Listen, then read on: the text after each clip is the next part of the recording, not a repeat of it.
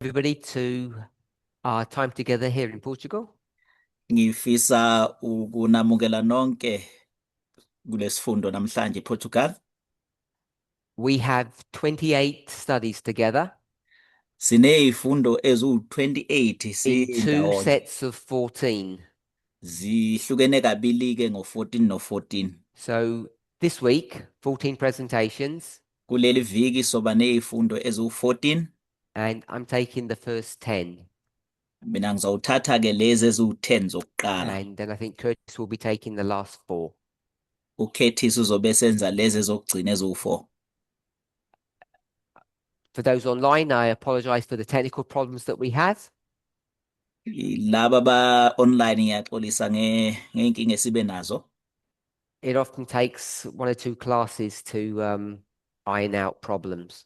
Kuthatha nje izifundo mhlambe ezimbili noma amaklasi amabili ukuthi iqede inkinga. Nobody's got any questions? Let's open with a word of prayer.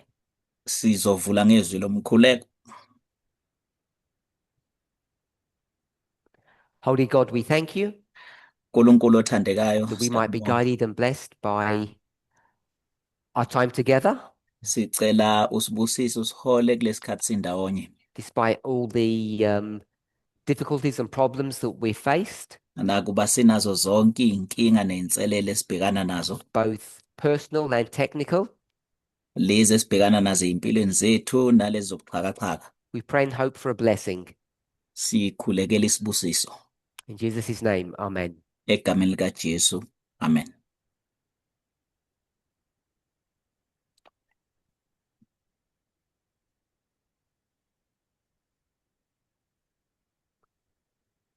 As you all know, Njengoba sonke sesazi, over the last several months, kule y'nyanga nje ezimbalwa ey'ndlulile,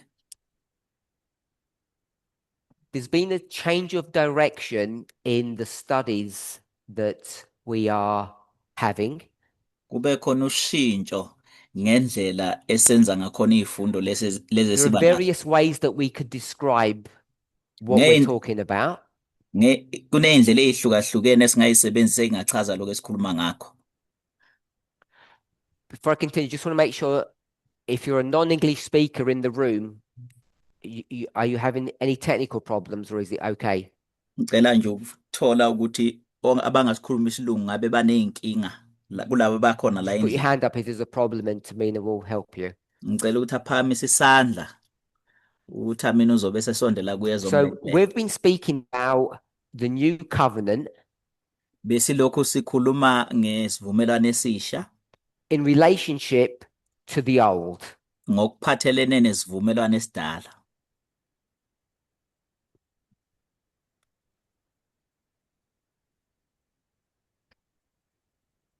Does anybody know how many times the phrase new covenant is mentioned in the Bible?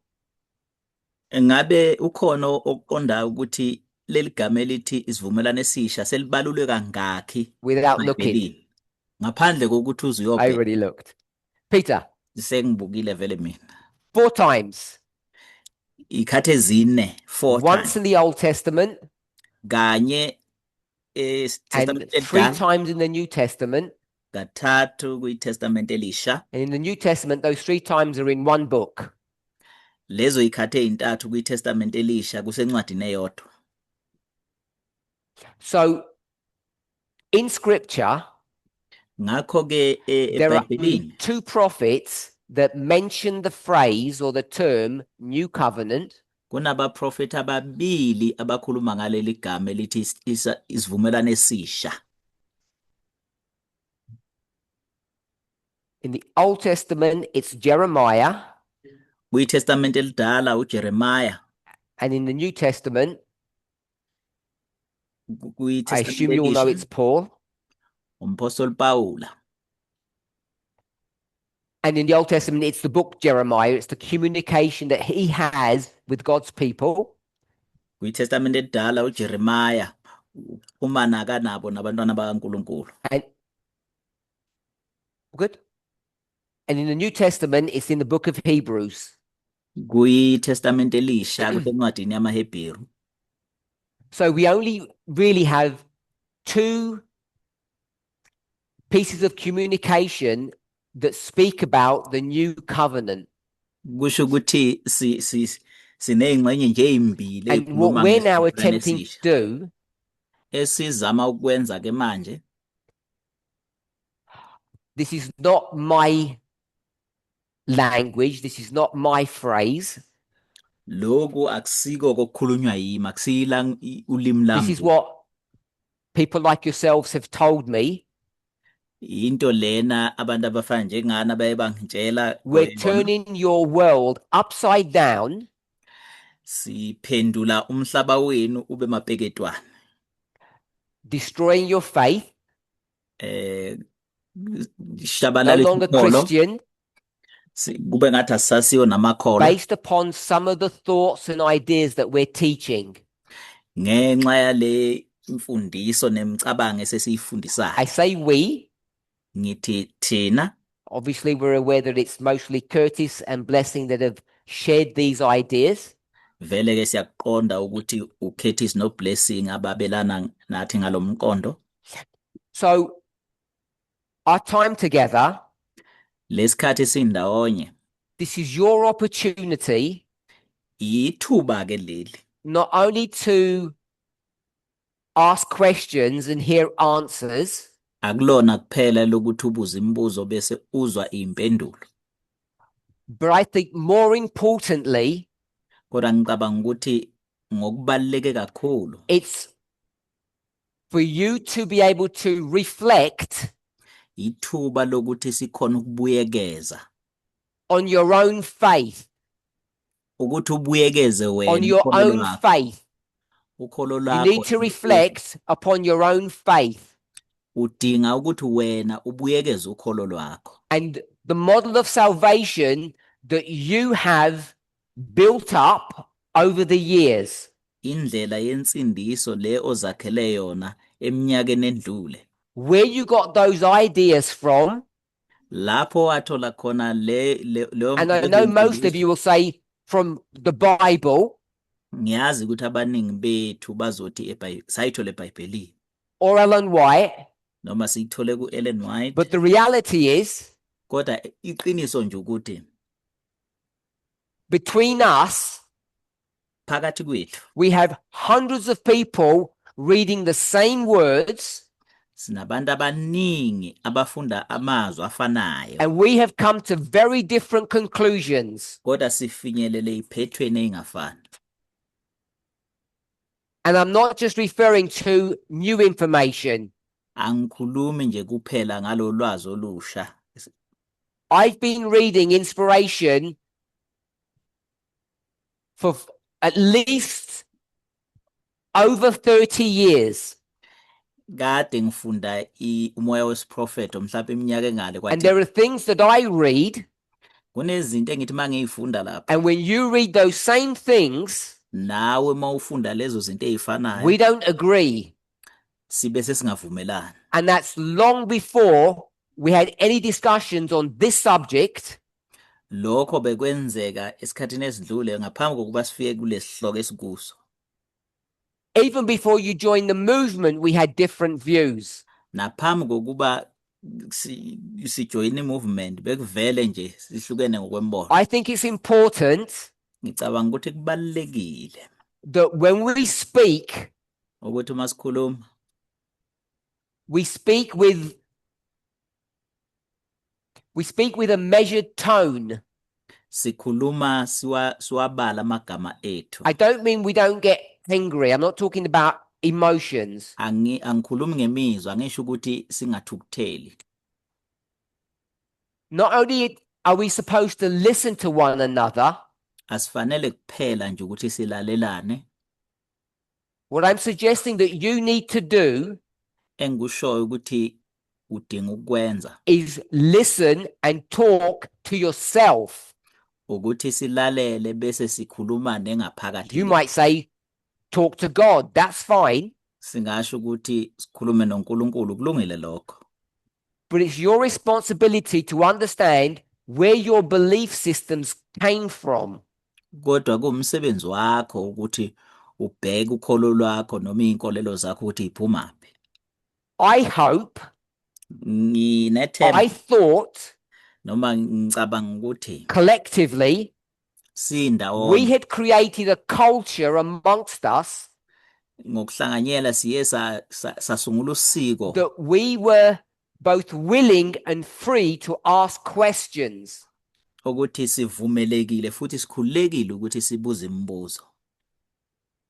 Not questions you asking me, Kungeyona imibuzo nina niyibuza but you mina, asking questions of yourself. kodwa wena uyibuza imibuzo ngokwakho. I appreciate some Ngiyakwamukela of these thoughts and ideas have taken you by surprise. ngiyakwamukela ukuthi eminye yalembono nemfundiso zibamangazile abaningi. And I can give a response to that, Ngingaphendula ke lapho. but you will say, Kodwa nizothi I hear what you're saying, but this is different. siyakuzwa okushoyo kodwa lokhu There is kuhlukile. something different now than in the past. Kunento ehlukile manje kunesikhathi esindlule.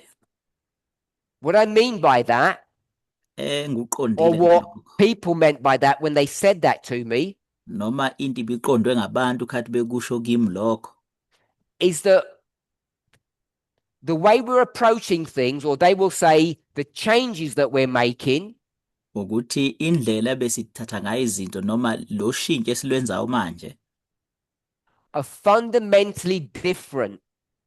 luhluke kakhulu. So if we say Uma sithi ke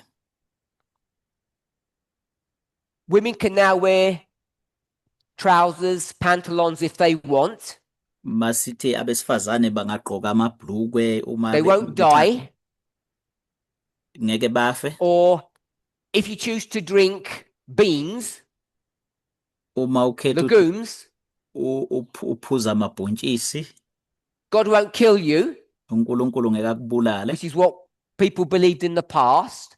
ngoba yinto abantu bebeyikholelwa esikhathini esindlule They le call it coffee, bayibiza ngokuthi ikhofi. but we know coffee is a legume, Siyazi it's a ukuthi bean, ikhofi liwubhontshisi not fundamentally different to chickpeas or garbanzos.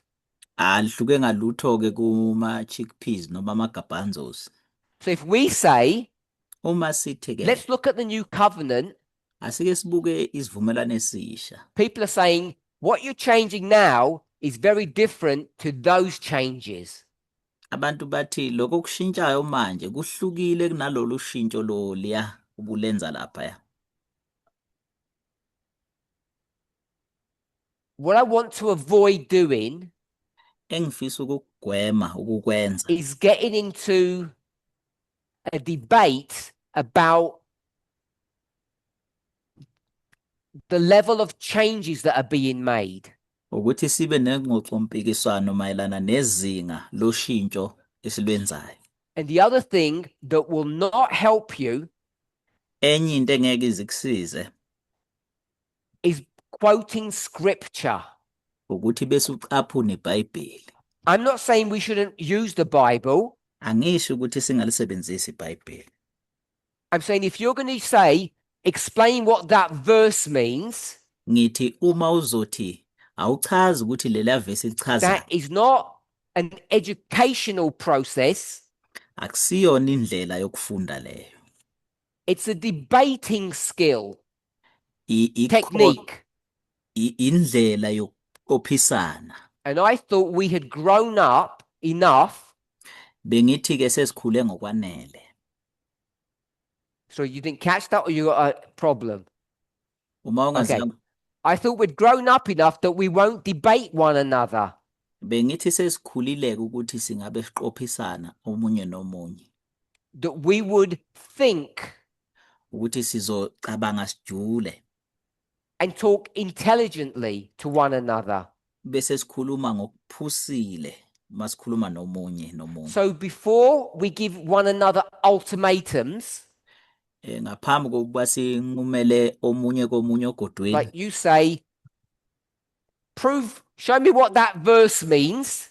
bese sithi awungichazele ukuthi lichaza ukuthini leli verse.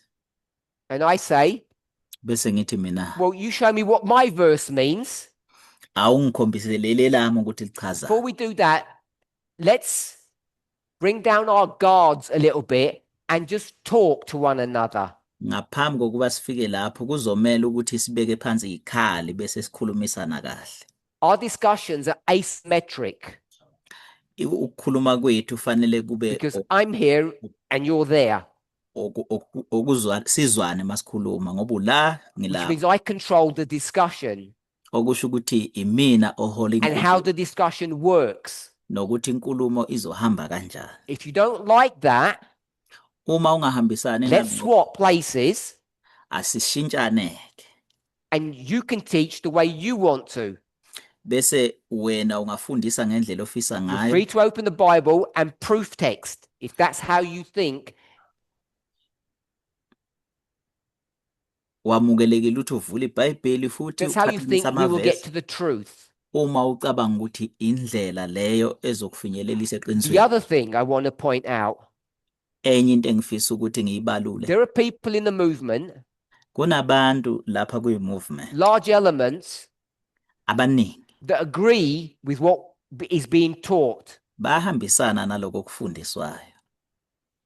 And in their private or local conversations, Kodwa ekusithekeni noma lapha when bexoxisana they're challenged besithe, uma bephosela by inselelo someone who disagrees bephosela inselelo umuntu or is just struggling, noma and they say, what about this verse? akaqondi kahle babese bathi uthini ke kodwa ngaleli. I've heard of too many cases Ngiye ngahlangana nezehlakalo eziningi ke where people try to manipulate what those verses mean lapha abantu bezama in an ukukinateka ukuthi attempt to levesi defend lithi what's being taught. bezama ke ukuphikisana naloko kufundiswayo. So please don't do the following. Ngiyacela ukuthi singakwenzi lokho kulandelayo. Take plain language, a Bible verse, Sithathe nje ivesi eliqondile eBhayibhelini and try to make it say something it doesn't. sizame leli vesi ukulenza lisho into It elingayisho. helps nobody to do that. Lokho akusizi umuntu ke ukwenza It njalo. doesn't defend the truth. Akulmeli kahle iqiniso.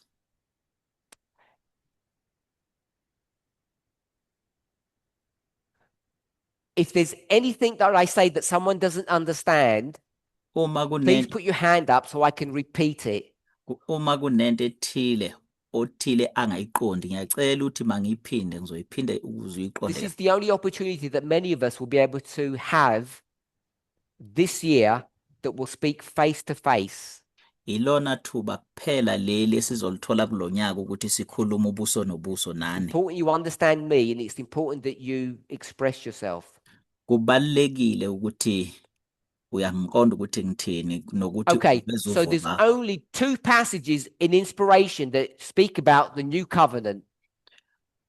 Kunamavesi amabili eBhayibhelini akhuluma And we will spend hundreds of hours dealing with this subject. sizochitha ke amahora amaningi And people sibhekane have nalo. got very strong opinions on both sides about what this subject means. Abantu bezwakala ke banovo oluqinile impela ukuthi lesihloko Now, sichaza. we all know if there's a new covenant, there's an old. Siyazi ke kodwa ukuthi uma kunesivumelwano esisha Just for kukhona your reference, I'm nesidala. going to give you all the 4 Bible verses. Ukuthi nje siyoyibhekela ngizonikeza onke lamavesi o4 la kukhulunywa khona ngalesivumelwano. Jeremiah 31:31 uJeremiah 31:31 and Hebrews 8:8. uHebrews. And you all know Sonke only a siyazi short time ukuthi ago esikhathini esincane nje that esidlule this class would be spent on talking about those doubling of those numbers. leli klasi ke belikhuluma ngedoubling noma ukuphindaphindeka kwale zinamba And the significance of what that meant. nokubaluleka kokuthi ke leyo nto ichazani le. Just so that you know, ukuze nje sikhumbuzane noma Despite sazi teachers giving a coherent message, which means they're all saying the same thing, ngaphandle nje kokuthi othisha banikeze umyalezo osho into eyodwa efanayo we're still individuals. kodwa sise ngabantu And ngamunye I personally think these doubling of numbers has truth embedded in them. ngokwami nje ngicabanga ukuthi lokuphinda kwale inamba kuneqiniso elithukusiwe kuzo And first mention, nokuthi ke all of those concepts that we used to speak about, I still hold on to them. nokuthi into la ishiwe khona kokuqala nazo zonke le mfundiso esiye sayibheka ngisakholelwa kuzo ke mina 8:13 and 12:24. kuba maHebheru 8:13 no chapter 12 verse Which 24 itself is a doubling, as you all know. ngiyazi ke nalokho ukuthi nako kuphindaphindeka doubling Now the sort of technical bit, problems. nenkinga ke lezo New buxhakaxhaka covenant. isivumelwano esisha Can someone tell me what they think the new covenant is, what it means? ngiyacela nje ongasikhanyisela ukuthi isivumelwano esisha siyini As you're thinking, noma sichazane usacabanga nje just want to refer back to the verses. ngifisa ukuthi sibuyele emavesini lawa I'm not going to read the verses. asizukwafunda lamavesi Jeremiah is going to promise the new covenant.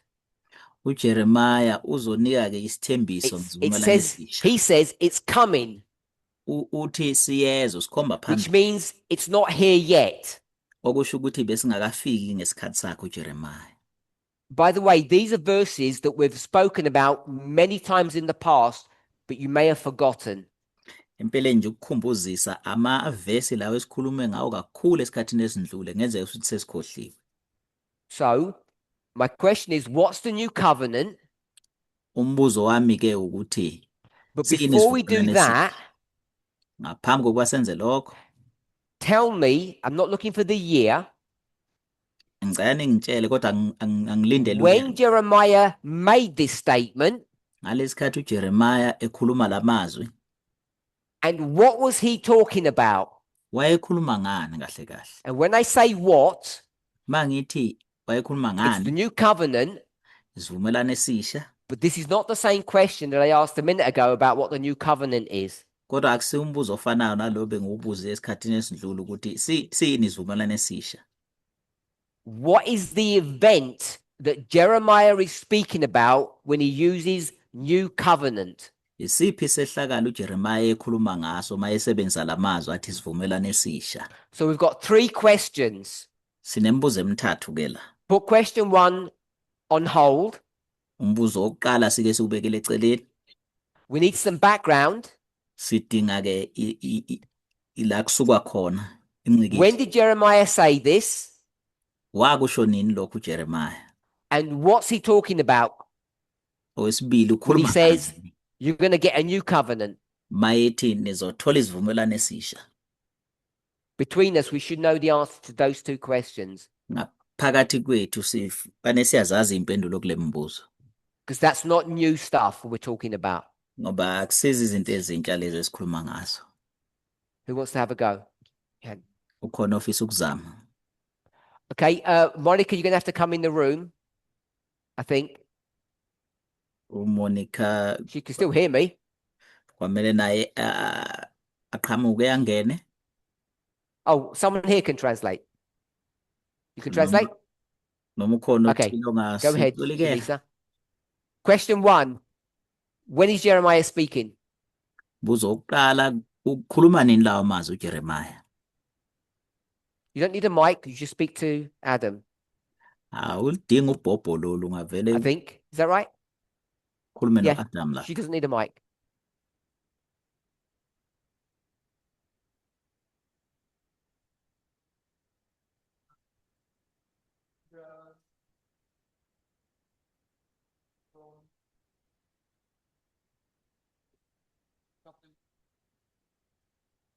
All I've heard was captive.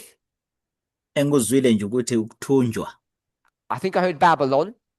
Ngike ngezwa futhi neBhabheli, So iBhabhiloni. I've got Babylonian captivity. Sinokuthunjwa kwaseBhabhiloni. So I'm going to call it Babylon. Ngizokubiza ngokuthi iBhabhiloni. Where's Jeremiah? Where do I put it? uJeremiah ngimbeka phi ke lapha? Before. Okay. So Phambi this statement is being made before the Babylonian captivity. Lokhu kuJeremiah ukukhuluma ngaphambi kokuba So we bayothumba said eBhabhiloni. we're just going to approximately put 70 years. So beka ke iminyaka u70 It's a bit more laphayana. complicated than that. Nakuba ke kuyinquba And Jeremiah is here. Kodwa uJeremiah ungaphambi kokuba Hopefully everybody's okay eBhabhiloni. with that. Nginalithemba lokuba sonke sihambisana nako So lokho. this is when the promise is being made. Kuyilapho ke uJeremiah enza khona isethembiso. Someone else? Ukhona umuntu? What's the event Isiphi isehlakala akhuluma that's being ngaso? promised? Lesi esithenjiswayo. So Tamina said restoration. Uthamina ke uthi I want a ukulungisiswa. little bit more than that, so we're all clear. Ngidinga ke ukuthi anabe ngalokho ukuze sicacelwe sonke.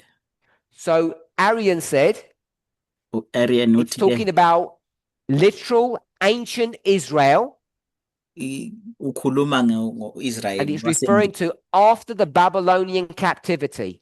ekhuluma ngesikhathi esimva emva kokuthunjwa eBhabhiloni. We had 3 people.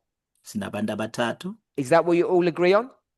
Ngabe sonke sihambisana nako lokho bakushilo? Yes. Yebo.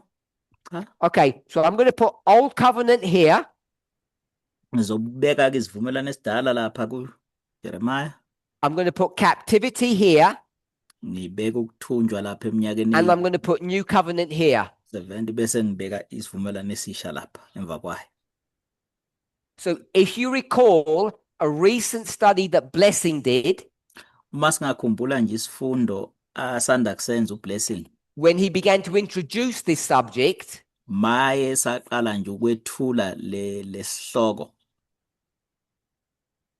he stated as a fact Wakusho lokhu njengento that the vele New njalo Covenant ukuthi isivumelwano went into effect long before Jesus comes. saqala isivumelwano esisha dala ngaphambi kokuba Hundreds of years. iminyaka engamakhulu But engakafiki. Kodwa there's a problem. kunenkinga. That's my word. Yizwe engilisebenzisayo lelo. Because when the book of Hebrews is written, Ngoba lekhathi kubhalwa incwadi yamaHebheru, Paul infers, suggests, uPawula ke What? uthi what's suggesting? yini la ishoyo. Who's someone said something? Ukhona I sokuthini? can't hear you. Angikuzwa kahle. So Natalie said it's addressing the old covenant. No. uNatali uthi wayekhuluma ngesivumelwano esidala. What's Paul saying? Ngithi cha. Uthini uMphostoli Paul?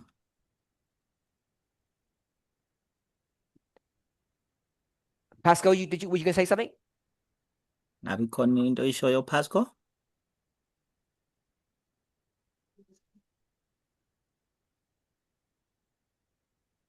I know you said it in English, Pascal, but I didn't hear it. I heard Jesus Angikuzwanga kahle Pasco. overseas Ngizwile introduces.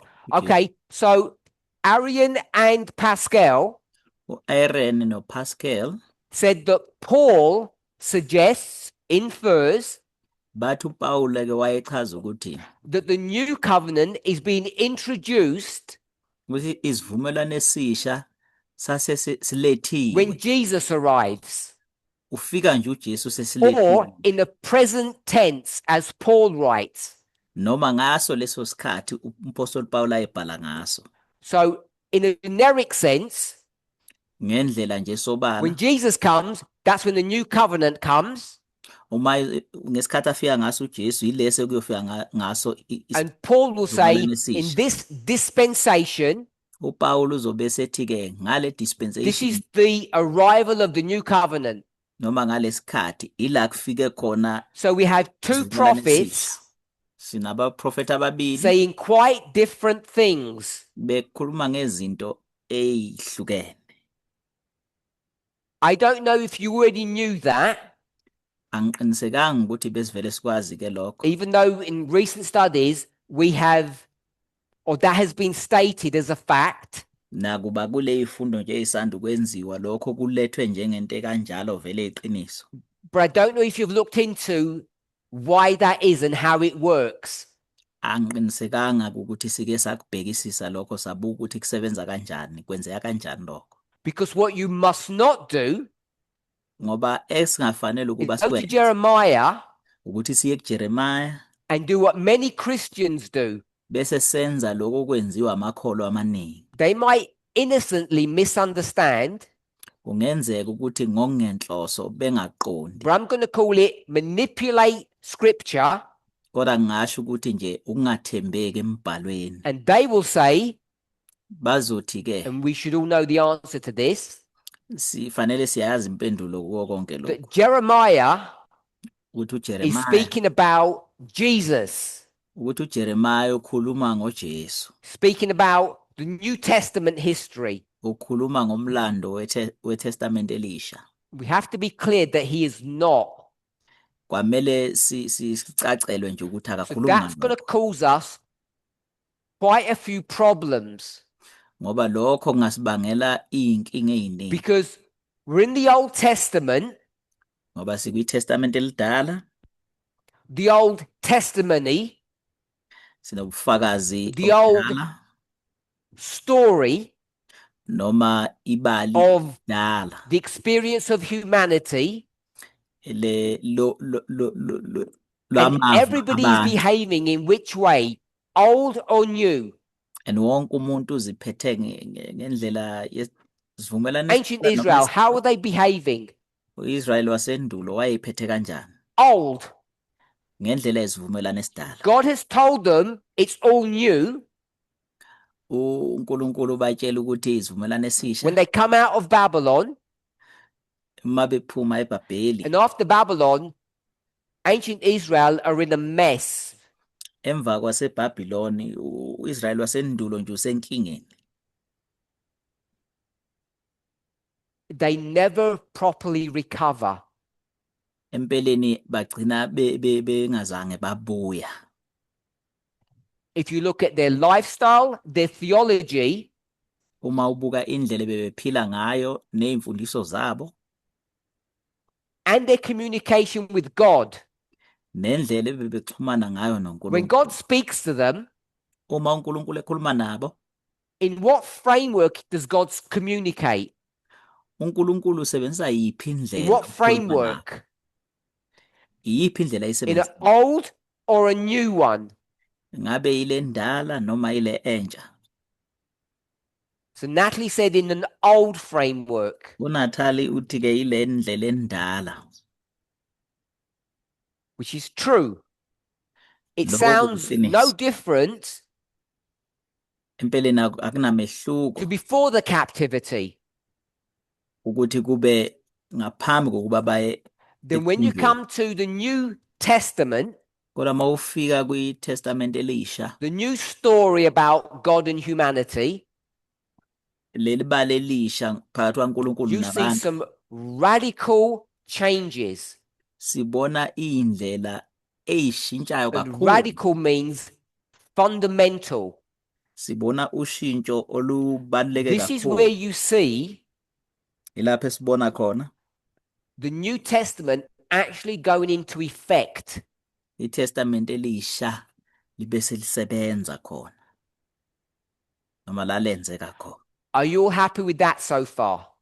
Sisahambisana siyavumelana ngalokho Because you uzwe shouldn't be. ngoba akufanele ukuthi Because what you see ngoba lokho esikubonayo just under the cover, under the surface, esikubona nje ngaphansi when we're in this new covenant, sikulesivumelwano esisha is a lot of the communication from God to humans through prophets ukuthi ukuxhumana okuningi phakathi kwaNkulunkulu nabantu ngabaprofeti is in which framework? kungayiphi indlela, New or old? entsha noma endala. Now we're not sure. Manje asaqiniseka Christian said kangakahle, it's old, kodwa indlela which is endala. correct. Lokho We're in the new iqiniso. covenant. Sikuyi There's been some Isivumelwano esisha. fundamental changes. Kube noguquko olukhulu kakhulu. Caiaphas has lost his job. uCaiphas ulahlekelwe umsebenzi wakhe. Aaron's children have been bypassed. Isizukulwane sika-Aroni Aaron. sidluliwe, sishiwe. The priesthood has been done away with. Ubupristi bubekelwe eceleni. And now we're under the priesthood of Melchizedek. Manje sesiphansi kobupristi And you can't even see him. asimboni ngisho He kumbona. disappeared to heaven. Wahamba waya ezulwini. So there are some real serious changes. Kuney'nguquko ngempela And ezincane. Jerusalem is destroyed. iJerusalema liyabhidlizwa. All that happens in the New Testament. Nako konke lokwenzeka kwiTestament And elisha. yet, the way God communicates with people, Khona lapho indlela uNkulunkulu axhumana ngayo nabantu. I want to suggest, Ngifisa ukuthi is still in an old framework in so many ways. kuyiseyindlela yesivumelwano esidala ngey'ndlela ey'ningi. And I want to suggest Ngifisa ukuthi ke what you have done, into eniyenzile, you, all of us, but I'm going to say you, mangithi nina ngisho because sonke, I want you to think about what you have done. ngifisa ukuthi You nibone have nikwenzile. heard somewhere, Niye nezwa ndawana thile Book of Hebrews, ngencwadi yamaHebheru, and then Alan White and all the sermons that you've heard, bese kuba nango Ellen White nanga zonke intshumayelo eninazizwa that the New Testament is the new covenant ukuthi and everything is new. isivumelwano esisha So empeleni you imagine iNew Testament yonke into intsha that if nasenicabanga that was new, ukuthi uma lokho kukusha and then we go through all the Christian dispensation, bese sibheka ke isikhathi sonke sobuKristu, I'll say all the 5 churches. sibheke lamabandla amahlanu, So you have this church sinaleli bandla in the Bible, New elisebhayibhelini Testament, kwiTestament number elisha 1. elokuqala, Then you go through 5 churches, bese uya kuwonke lawa and amahlanu, then you get to Ellen White, bese uzuyofika ku 7th Ellen White church. kwibandla You lesikhombisa. say, if it was good in the Old Testament, sorry, in the New Testament, Uma kulungile kwiTestament it elisha must be perfected by Ellen White's time. kwamele ke kuvele kupheleliswe ngesikhathi sika Ellen White. What's been perfected? Yini When I say it lepheleliswayo? must be perfected, what am I speaking about? Masithi kufanele ipheleliswe, yini lepheleliswayo? Ngikhuluma ngani la?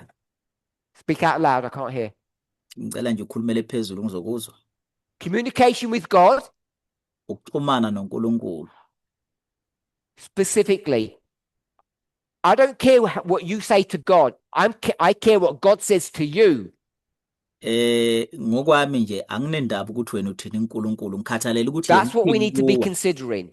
Iyona into ekumele siyiqaphele le. Jeremiah to the people, Paul to the people, Ellen White to the people. uJeremiah kubantu, uMphostoli Pawula kubantu, Ellen White ekhuluma nabantu. Jeremiah said, new covenant's coming, uJeremiah uthi isivumelwano esisha siyeza. and we all know Sonke siyakwazi ke that's fake news. ukuthi indaba engelona iqiniso. Because after 70 years, Ngoba emva kweminyaka it's just business as usual. abaqhubeka nje benza lokho abakujwayele. And then what we've done, Thina ke bese because there are sakwenza so many changes in the New Testament, ngenxa yokuthi noshintsho oluningi lapha We say- kwiTestament elisha, sithi surely ngempela when God speaks to us, teaches us, uNkulunkulu mayekhuluma nathi esifundisa shows us, uyasibonisa The New Testament, iTestament elisha that must be the genuine article iyona nto eyiyo because there have been iqiniso so many changes on earth. ngoba sekube khona ushintsho oluningi emhlabeni Priesthood gone, ubupristi ancient Israel gone, uIsrayeli wasendulo undlulile the Jews and the Gentiles become one, amaJuda nabezizwe and sebemunye there's a new Jerusalem kuneJerusalem elisha in heaven.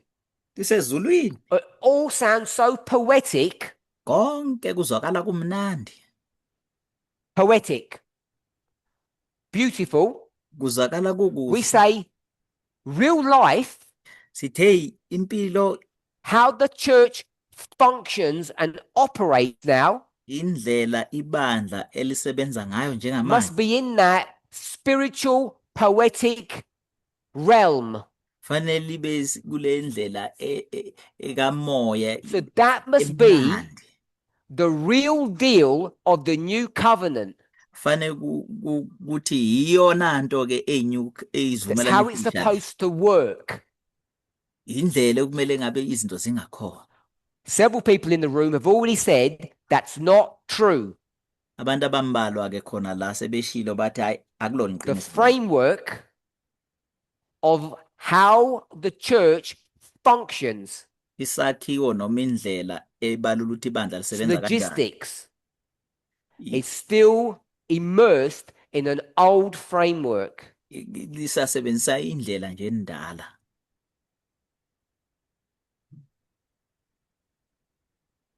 So we think, okay, esicabanga let's give them 2,000 years of training. sithi ke asike To sibanike get to the seventh church, ukuqeqeshwa kweminyaka u2000 Ellen White will come size sifike kwele and 7 fix all the problems. kuzofika uEllen White And now when she speaks about the new covenant, uma uEllen White esekhuluma ke surely ngempela the perfection that we read about in the New Testament, ukuphelela lokho esifunda ngakho lapha kuyiTestament elisha all the beautiful things that Jesus is doing, zonke izinto ezinhle lezi uJesu azenzayo the logistics of how the church is supposed to function and operate, indlela zokuthi ibandla fanele lisebenze kanjani that must have caught up by now. kufanele It must ngabe have caught up selifanele ngabe selifikile lapho kuleso because there's no more kuleso- churches left. ngoba alisekho ibandla lisalandela So we have arrived. kusho ukuthi sesifikile ke And then she'll tell you uzobe sathi ke Jesus is about to come. uJesu And we would say, ufunde. well, Thina surely then sothi thina ke we awuvele must have ngempela. caught up.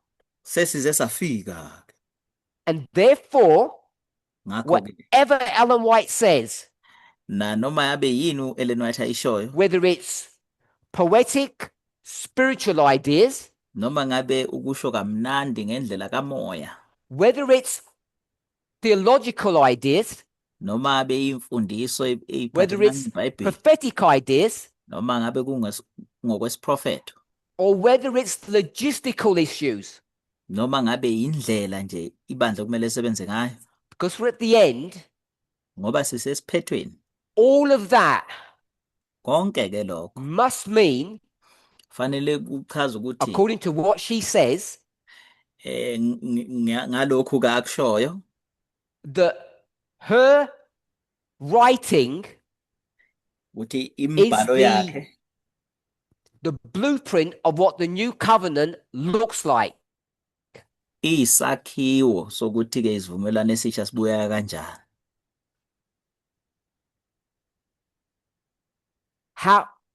How it should function and operate. indlela okumele lisebenze ngayo And liyilandele Adventists have been stuck in that, I'll say, for 200 years. ama-Adventist ke selokhu esele lapha iminyaka ewu200 manje Several years ago, eminyakeni embalwa some endlule Adventists stood up amanye kama-Adventist and taught error, ayenje amaphambi kwabantu afundisa complete and Iphutha. utter heresy. afundisa nje imfundiso eyingelona iqiniso. Because Ellen White said, Ngoba uElen White we're at the akusho time of the end uthi sisesikhathini in sokuphela 1798. ngo-1798. And if anybody Uma kukhona uthini tells you something different, ozokutshela okuhlukile kunalokho, they are a schism.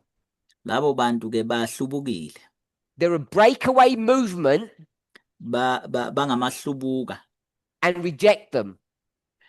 bengabe baleka ngenyawo zombili. She's not going to tell you this literally, what I'm about to say, Kodwa ngeke akutshele lokhu ngo engizokutshela kona. but she will say, Kodwa uzothi not uzothi uElen White literally, hayi what yena she kodwa represents, lokho the Advent movement i-movement le is the Adventist. stone of Daniel 2. Uthi ilela tshe And likudaniel some chapter 2. people Abantu who abathile will create a schism in Adventism abazokwenza uhlukano lapha say ku-Adventist that's not true. bazothi bona hayi akulona iqiniso le. They teach Bona bafundisa ukuthi that the Adventist church ibandla went into lama-Adventist darkness liye laya and it remained in darkness laqhubeka time of the end. kwaze kwafika isikhathi sokuphela. When they made that statement, Uma bekusho lokho I don't think angicabangi we have fully comprehended what the implications of what that means. angicabangi ukuthi siye sakuqonda kahle ukuthi uyini imphumela yokusho lokho. They certainly didn't. Empeleni I say abazange they collectively, but all of this is abazange bakusho, kodwa konke lokhu but he had a group of people around him. ngingasho ukuthi kusho uJeff Pipinja. I'm going to say Kunabantu they babemlandela ngithi bona create a schism in Adventism benze ulwahlukano and they oppose what Ellen White is teaching baphikisana nalokhu Ellen White because they identify something, ngoba babebone okuthile, a period of darkness babona isikhathi that sobumnyama the church entered into. ibandla elangena Let's kuso close with prayer. noma sovala ngomkhuleko. Holy God, we want to thank you. Nkulunkulu ongcwele sifisa ukukubonga We have the privilege of talking to one another ukuba sinesibusiso sokuxoxa sikhulumisane and sharing our understanding of the truth.